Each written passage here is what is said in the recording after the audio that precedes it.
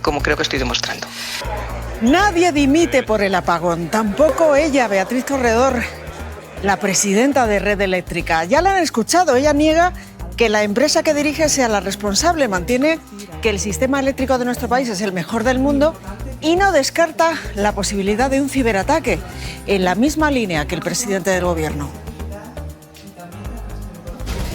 ¿Qué tal están? Muy buenas tardes. Cero autocrítica, nadie asume aquí las responsabilidades y ella, que es la máxima responsable de la empresa que distribuye la electricidad, ha tardado 48 horas en hablar. Hoy no ha aclarado por qué en solo 5 segundos el sistema colapsó y toda España se quedó sin luz. En el Consejo de Ministros no hemos escuchado un apoyo férreo a la presidenta de Red Eléctrica, Lucía Fernández. No lo ha habido como tal. Sí han destacado el trabajo, dicen, extraordinario de todo el equipo de la compañía y nada más. El Gobierno ha pedido datos concretos a todas las empresas eléctricas. Esta tarde habrá una primera reunión de la Comisión de Investigación y a esta hora seguimos sin conocer las causas exactas de esa incidencia.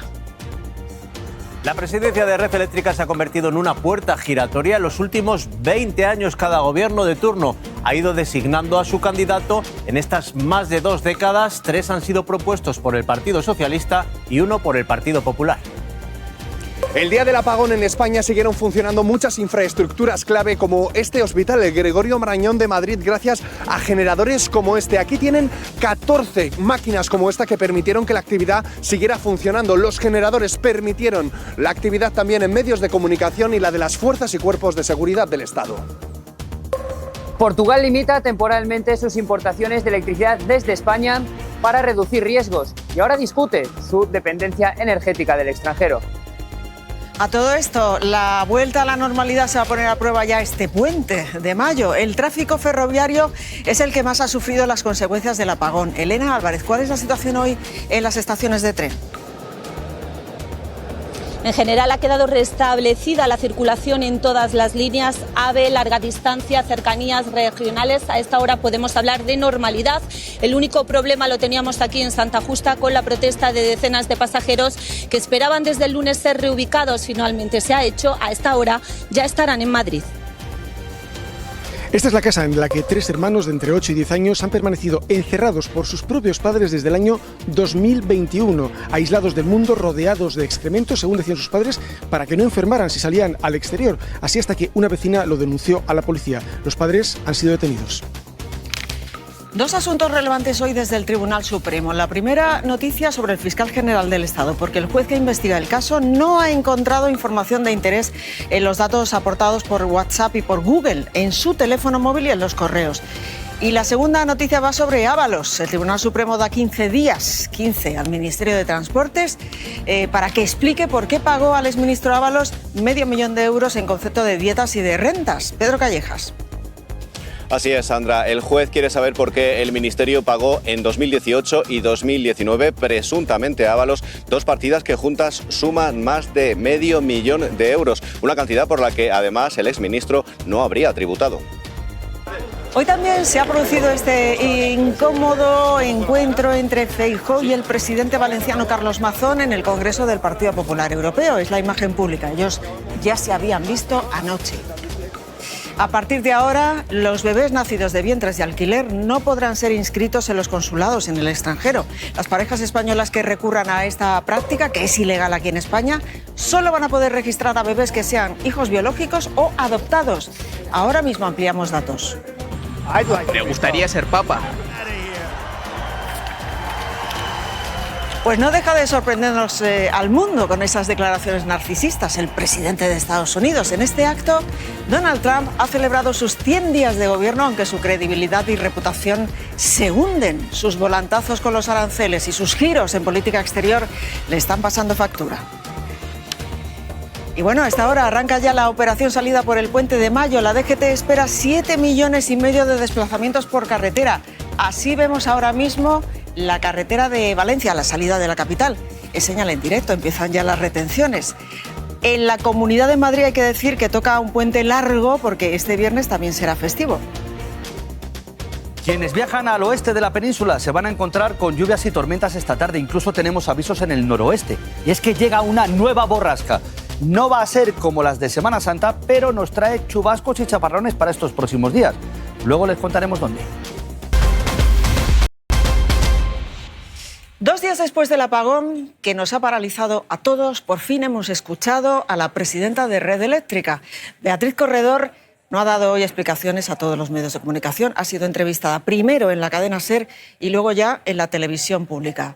Dice que no va a dimitir porque su empresa ha hecho las cosas bien. Es más, Beatriz Corredor asegura que tenemos el mejor sistema eléctrico del mundo. He dicho muchas veces y lo voy a mantener y lo voy a decir bien alto y bien claro que tenemos el sistema eléctrico mejor y es así, el más resiliente. Si tuviera conciencia de que hay algo que yo pudiera haber hecho o que he hecho mal, la primera que lo plantearía sería yo. La respuesta es no, creo que estoy asumiendo correctamente la responsabilidad. Como ven, cero autocrítica. El Gobierno da de plazo hasta esta tarde a Red Eléctrica y a las demás compañías eléctricas para que le den todos los datos de lo que pasó este lunes. Lucía Fernández, las explicaciones de Beatriz de Corredor han ido al final en la misma línea que las que ha ofrecido la Moncloa. En los 5 segundos. Es precipitado dar cualquier información sin tener los datos concretos, no van a entrar en especulaciones, eso es lo que dice el Gobierno, así que a esta hora seguimos sin saber exactamente qué es lo que falló y cuál es la causa de esa incidencia. La investigación propia que ha puesto en marcha el Gobierno ya está en marcha. Esta tarde se reúne la comisión de investigación. El Gobierno le ha pedido a las compañías eléctricas que faciliten todos los datos lo antes posible. Y en cuanto a responsabilidades, no ha habido un respaldo férreo, claro, directo a la presidenta de Red Eléctrica. Sí que destacan el trabajo, dicen, extraordinario de todo el equipo de la compañía, incluida ella, a la hora de restablecer el suministro y nada más, y ha sido ante la insistencia en las preguntas. A la presidenta de Red Eléctrica y su gestión quiero poner de manifiesto desde el principio el trabajo de Red Eléctrica, de todo su equipo, de la presidenta y los técnicos, ha sido extraordinario y por eso pudimos contar con el restablecimiento del suministro. Esquerra Republicana, el BNG y el PP quieren que Pedro Sánchez, también la presidenta de Red Eléctrica y unos cuantos miembros del Gobierno desfilen por el Congreso para dar explicaciones. Raúl Marqueta, el presidente del Gobierno irá el miércoles que viene ahí al hemiciclo para hablar del gasto en defensa y va a aprovechar también para hablar del apagón y a ver si ya por entonces sabemos por qué se produjo.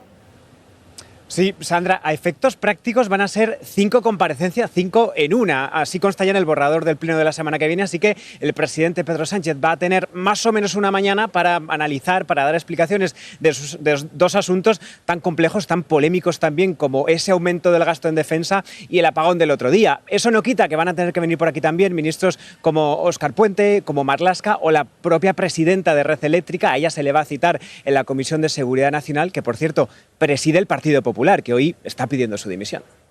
Desde un primer momento, Pedro Sánchez ha subrayado que Red Eléctrica es una empresa privada, pero lo cierto es que la Moncloa ha nombrado a los últimos presidentes de esa compañía. Ha sido una especie de puerta giratoria. Javier Gallego. Y Sandra, desde el año 2004 todos los presidentes de Red Eléctrica han sido nombrados por el gobierno de turno. 3 han sido exministros del PSOE, aquí los tienen, nombrados por los gobiernos de Pedro Sánchez y también de Zapatero, y uno ha sido el exsecretario de Estado del PP, fue Folgado, que ya ha fallecido. Este fue nombrado por el gobierno de Mariano Rajoy. Como ven, Moncloa no siempre recurre a perfiles técnicos. Beatriz Corredor, nombrada por el gobierno en 2020, es registradora de la propiedad y cobra 500.046 euros al año.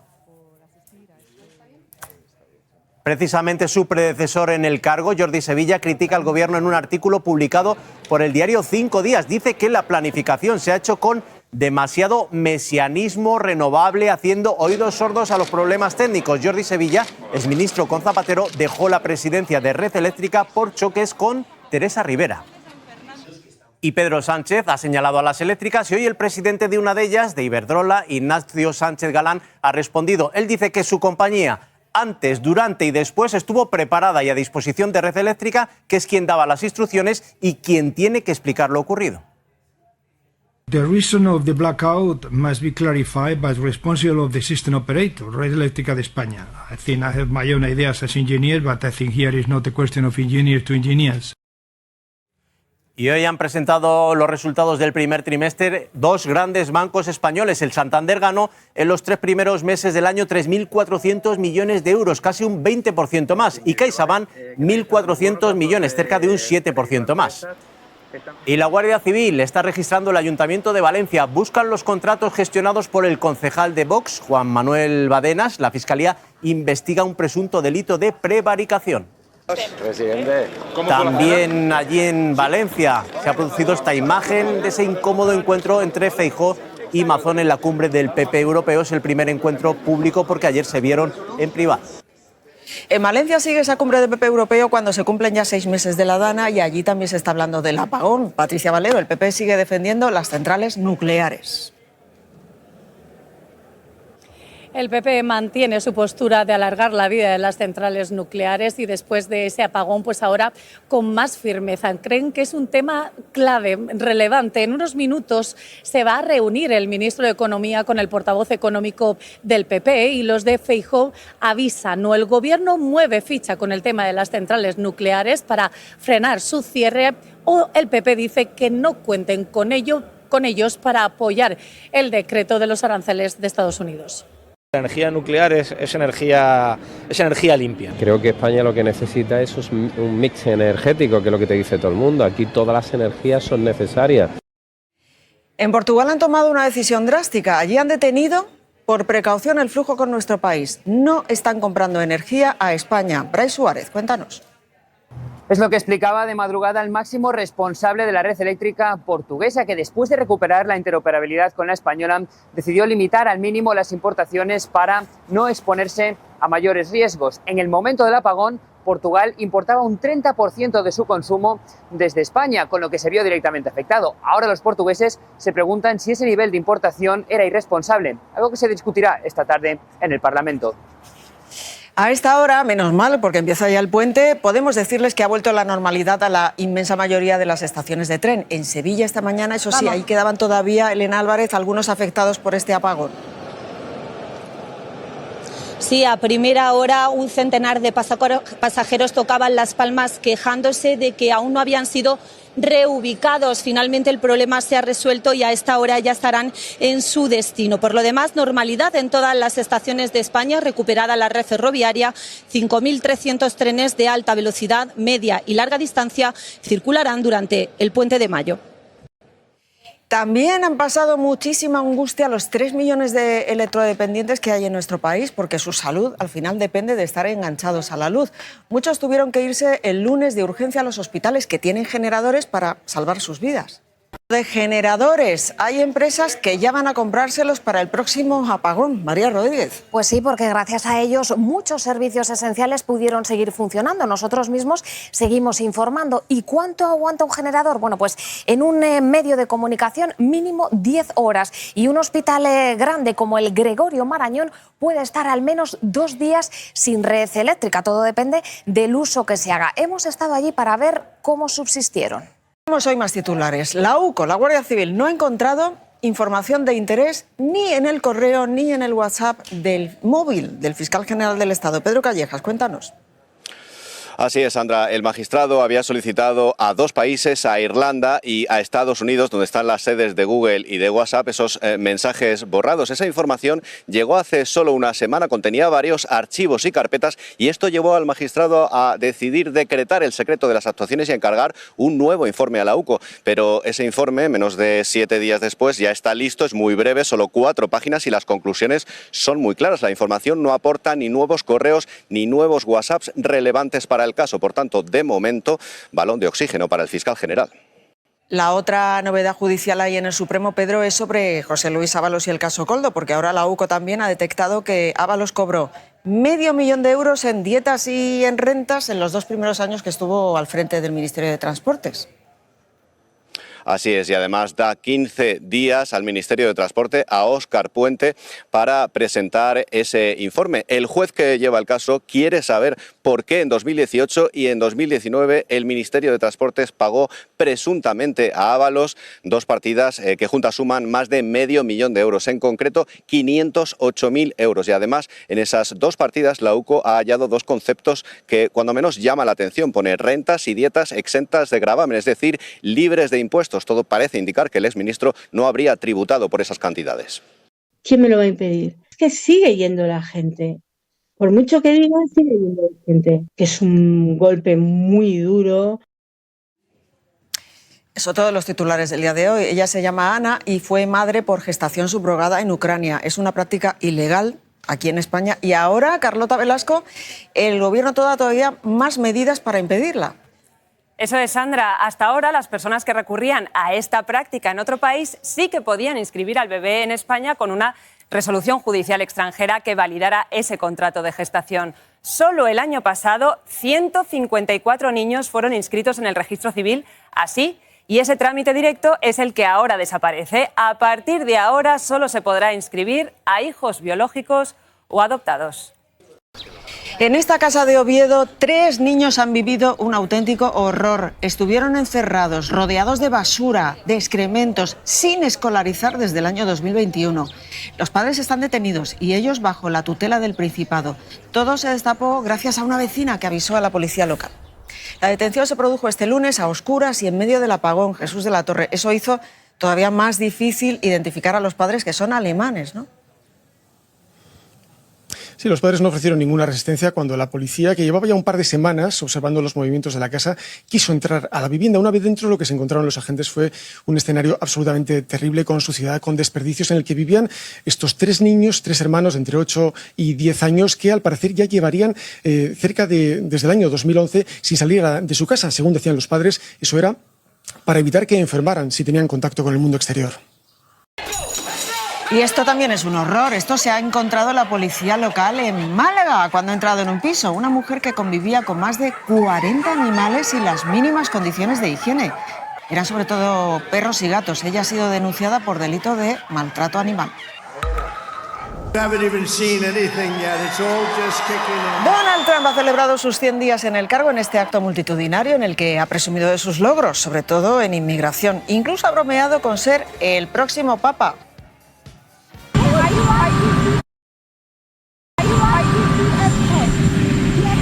As Pope?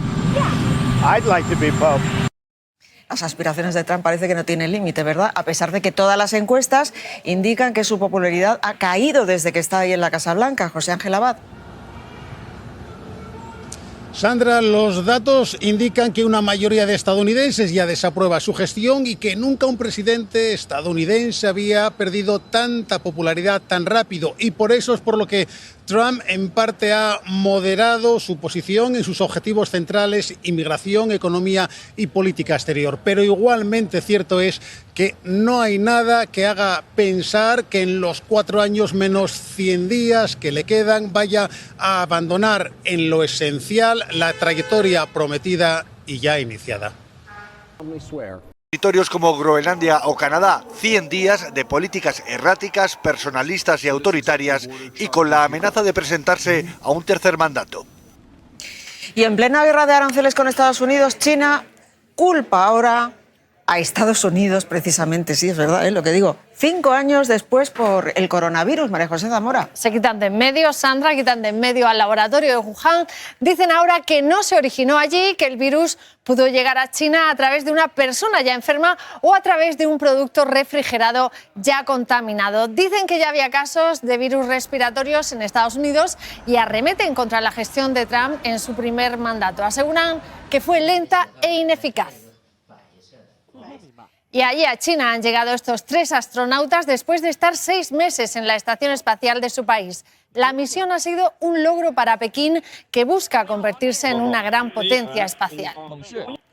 Y en Suecia han detenido a un adolescente de 16 años como sospechoso de matar ayer a 3 jóvenes en una peluquería. Había huido en patinete. El tiroteo podría estar relacionado con el crimen organizado. Y si se van de puente a Londres, esto es lo que van a ver allí. Allí se están batiendo récords de temperatura y el calor va a ir a más. Mañana pueden llegar hasta los 30 grados. También en Francia disfrutan estos días de altas temperaturas. Bueno, pues vamos a ver, gracias María José, qué tiempo nos espera a nosotros en este puente. Roberto Brasero. Bueno, pues no van a ser tan altas las temperaturas. No va a ser un puente de verano, pero tampoco va a hacer el frío que hizo en la Semana Santa. Eso sí, vamos a tener una borrasca en el puente. Esta que vemos aquí. Mañana podría llover tempranito, pero en general va a llover muy poco. Va a ser un día con mucho sol. El viernes es distinto, se extienden las lluvias a muchas zonas, salvo el Mediterráneo. Ahí pueden llegar el sábado y en Galicia. Y el domingo se extienden por el norte. Va a ser un puente muy variable, de chaparrones, pero también de temperaturas suaves. Y en este código tienen todos los detalles. Gracias, Roberto. Pues a esta hora ha empezado ya también el operativo especial de tráfico. Sepan ustedes que más de 7,5 millones de desplazamientos se esperan para este puente de mayo. Y esta es la señal que nos llega ahora mismo en directo de la DGT. Ahí vemos las carreteras que, bueno, de momento están fluidas, pero que se van a complicar en las próximas horas. Se esperan las primeras retenciones en breve, sobre todo a la salida de Madrid, porque mañana y pasado son festivos en la Comunidad de Madrid. Y, por cierto, el Ministerio de Consumo ha abierto un expediente para investigar subidas de precios de los VTCs durante este apagón. Muchos usuarios han denunciado estafas. María, en las comunidades en las que se declaró la emergencia, ¿qué nos puedes contar tú? Se hacen pasar por la compañía eléctrica, ¿no? Cuidado con las estafas. Sí, Sandra, están llegando mensajes como estos diciendo que hay una supuesta avería o que tu contrato de la luz se ha dado de baja. Todo para que pinchemos en el enlace y robarnos. Incluso los estafadores están llamando a gente pidiendo cuentas bancarias o contraseñas. Atención, porque las compañías eléctricas nunca nos pedirían estos datos. Y los ocupas también aprovecharon el caos del apagón y la oscuridad para meterse en casas. Solo en Badalona esa noche ocuparon 22 pisos. Mientras toda España se quedaba a oscuras el lunes, algunos pueblos y barrios ni siquiera notaron el apagón. Por ejemplo, ahí en la Cañada Real, María Rodríguez, en Madrid, llevan años sin suministro eléctrico. Eso es, y nos hemos subido a este tejado para que lo veáis, porque aquí la mayoría de casas son autosuficientes, están repletas de placas solares y muchas otras también cuentan con generadores. No tienen otra opción porque aquí llevan años sin electricidad. Dicen que el día del apagón la gente sintió por un momento lo que ellas llevan viviendo durante años. Como este barrio de Madrid, también otros pequeños pueblos pudieron seguir con luz, lugares que se autoabastecen solos. Que el lunes no era buen día para ponerse de parto, pero nuestra buena noticia la protagonizan todas esas madres, que hay muchas, que dieron a luz a oscuras, en pleno apagón. Todos esos bebés, que fueron muchos, nacieron sin electricidad, nacieron sin internet ni comunicaciones, pero no tuvieron problemas porque en los hospitales había generadores de emergencia. Esta pareja, por ejemplo, dio a luz en la clínica Vista Hermosa de Alicante. Volvió la electricidad justo cuando nació su bebé. De repente a las 12:30 se paró el monitor. Claro, a mí me viene un poco el agobio, ¿no? Porque no controlábamos al bebé y nosotros contando con un papel las contracciones, que todo esto sin ascensor, informando al ginecólogo, la matrona corriendo, y justo nació y es que volvió la luz, o sea, fue así. Felicidades. Bueno, disfruten del puente, quienes puedan y se vayan, y cuidado en las carreteras. Lo siguiente, nuestra compañera Angie Riguedo y el deporte. Hasta mañana.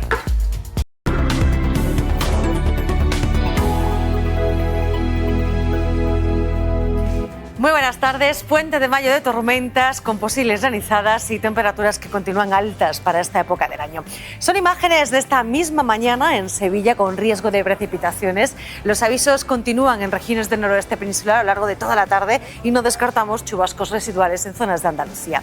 En este código QR tienen el tiempo en su localidad porque tenemos aire frío en altura, una borrasca en el Atlántico que nos va a enviar frentes en los próximos días. El jueves, un día de tregua, pero a partir del viernes, tormentas que serán cada vez más intensas, localmente fuertes y podrían llegar también para el fin de semana a zonas del Mediterráneo.